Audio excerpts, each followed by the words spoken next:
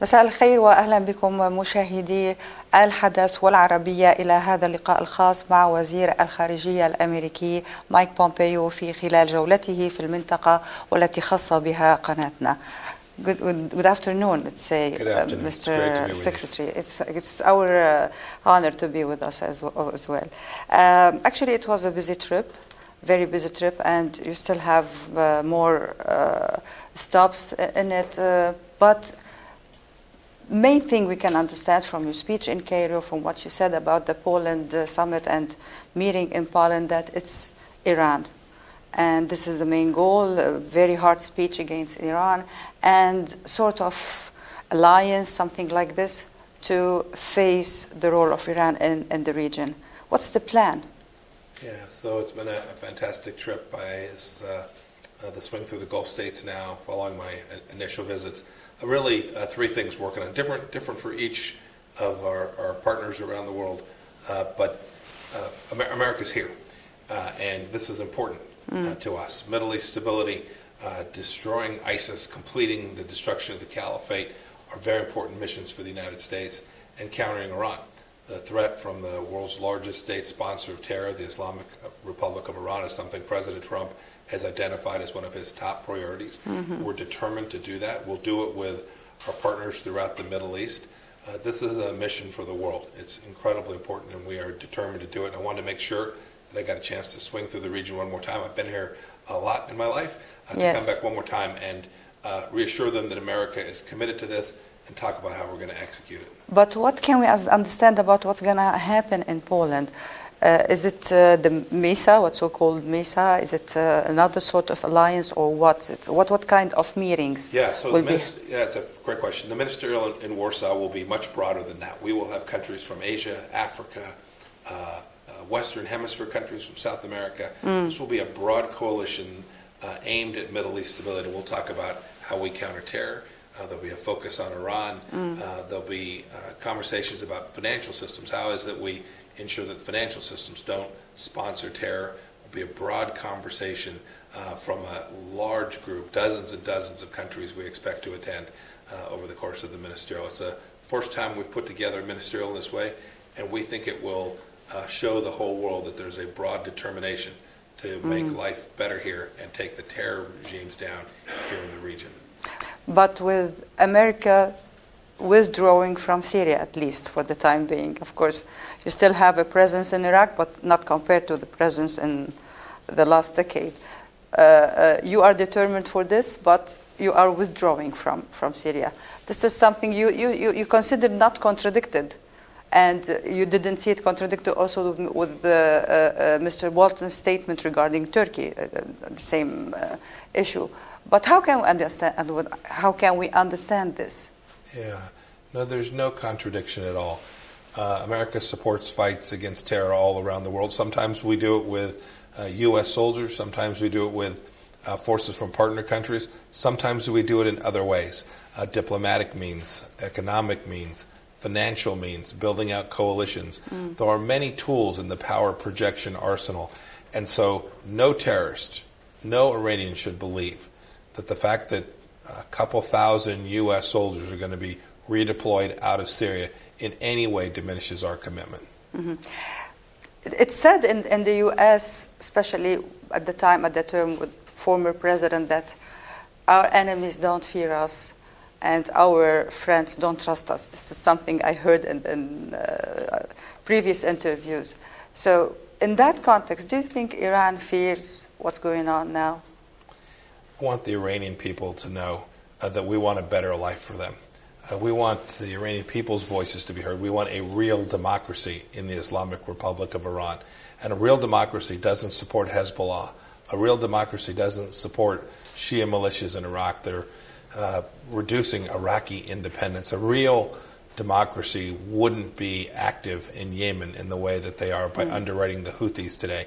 We want the Iranian people's voices to be heard, and so we don't want them to fear us. We want them to know that we're here, we hear them, and we want a better life for the people in Iran as well.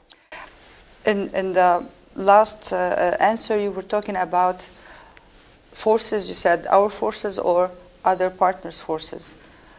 This is something maybe ruling now about maybe replacing the American forces, but by forces from other countries as well. This is what the Turkish are saying, at least in their analysis. Can you explain this? Which partners' forces? Yeah, look, different countries will have to make their own decisions about how they're going to participate in this coalition. Some will make a decision to have their forces there. I don't want to get into where the discussions are sitting today. But know that we value each time a country makes a decision to put its young men and women in harm's way. That's a big decision for a sovereign state to make. We're very hopeful that we will continue to find the right mix, the right set of power projection tools to achieve our ultimate objectives. Look, at the end of the day, what we want in Syria is a political resolution. We're driving towards enforcing UN Security Council Resolution 2254 so that we can get a political resolution in Syria, one that allows now some 6 million people who've had to leave their homes, that are displaced 6 million persons. outside the country, and more than that, inside, that are internally yes. displaced. Yes, we're talking about enormous numbers, millions and millions of people who have had to flee their homes because of the conflict in Syria. That's the mission set, is to create the political conditions where those people can return and they can once again restore power to the people in Syria as well. That's what the MESA is about? No, MESA is a broader effort than that. MESA is not specifically aimed at the Syria challenge. MESA is an effort... military aspect? No, even the military aspect of MESA. It's broader than that. It's an attempt to build a coalition of Middle Eastern forces that can respond to many threats to the region, not just the one that's in Syria today. And that, speaking about Syria and about the American presence there, the American-Turkish relations have been really volatile, very volatile in the last few months. Now, how can we describe them? We felt that they had been okay a couple of months ago. Now, it seems, after what happened with Mr. Bolton's statement, they more like tense. Yeah, I think that's all been misreported and overblown. The conversations that Ambassador Bolton had when he was in Turkey were very productive.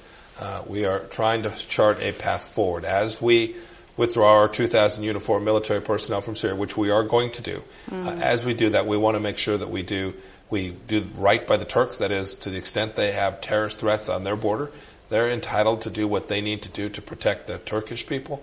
And we want to make sure at the same time that the forces that we fought with in the region, who aren't terrorists, those forces who aren't terrorists, are protected from threats from all the folks in the region. We're trying to create an orderly, successful, deliberate departure of our forces, and I'm confident that we can do that. And our conversations with the Turks in that respect have been very productive. Okay, let me ask you, Mr. Secretary, about the relations with Saudi Arabia.